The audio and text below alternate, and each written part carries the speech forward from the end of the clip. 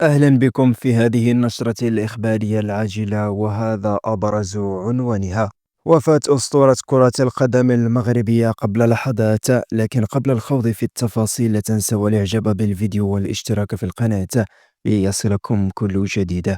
وفي التفاصيل: توفي اليوم الأربعاء 16 يوليوز الجاري أسطورة كرة القدم المغربية أحمد فرس عن عمر ناهز 78 سنة بعد صراع طويل ومرير مع المرض.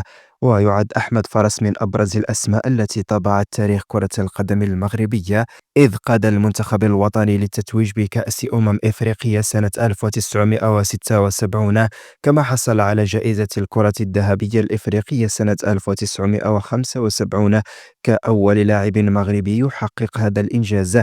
ظل فرس وفيا لناديه شباب المحمدية طوال مسيرته الكروية، كما يعد أحد أبرز هدافي المنتخب الوطني عبر التاريخ.